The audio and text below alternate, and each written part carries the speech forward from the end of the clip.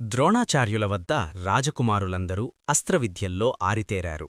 వారి నైపుణ్యాన్ని లోకానికి చాటిచెప్పడానికి హస్తినాపురంలో ఒక భారీ రంగస్థల పరీక్ష ఏర్పాటు చేయబడింది.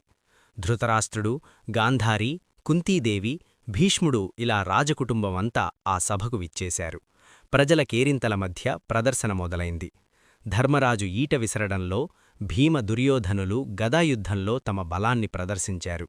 కాని ఆ సభంతా ఒక్కసారిగా నిశ్శబ్దమైపోయింది. ఎప్పుడైతే అర్జునుడు రంగంలోకి ప్రవేశించాడో, విల్లు ఎక్కుపెట్టి అతను కురిపిస్తున్న బాణవర్షం చూసి గురువు ద్రోణాచార్యుడు గర్వంతో ఉప్పొంగిపోయాడు.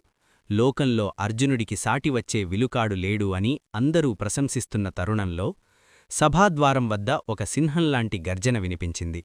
సూర్యకాంతితో మెరిసిపోతున్న కవచకుండలాలతో ఒక అపరిచిత వీరుడు సభలోకి అడుగుపెట్టాడు. అతడే కర్ణుడు. ఎవరి అనుమతి లేకుండానే రంగంలోకి దూకిన కర్ణుడు అర్జునుడు చేసిన విన్యాసాలన్నింటినీ అంతకంటే అద్భుతంగా చేసి చూపించాడు. సభంతా ఆశ్చర్యంతో నోరెళ్లబెట్టింది. వెంటనే కర్ణుడు అర్జునుడి వైపు తిరిగి, అర్జునా, ఈ విద్యలు నీ ఒక్కడికే సొంతం కాదు. ధైర్యముంటే నాతో ద్వంద్వయుద్ధానికి రా అని సవాల్ విసిరాడు. అప్పుడు కృపాచార్యులు లేచి, ఓ వీరుడా, ద్వంద్వయుద్ధం సమాన హోదా ఉన్న రాజకుమారుల మధ్యే జరుగుతుంది. నీ కునమేమిటి, నీ రాజ్యం ఏది అని ప్రశ్నించారు.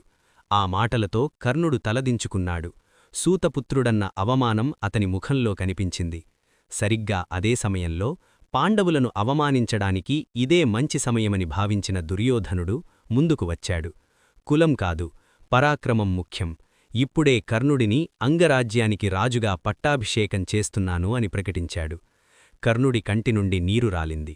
దుర్యోధనా, రాజ్యమిచ్చి నన్ను గౌరవించిన నీకు నేనేమి ఇవ్వగలను అని అడిగాడు. దానికి దుర్యోధనుడు, నీ స్నేహం చాలు అన్నాడు. అలా ఆ రోజు లోకంలోనే అత్యంత బలమైన కర్ణ దుర్యోధనుల స్నేహం మొదలైంది.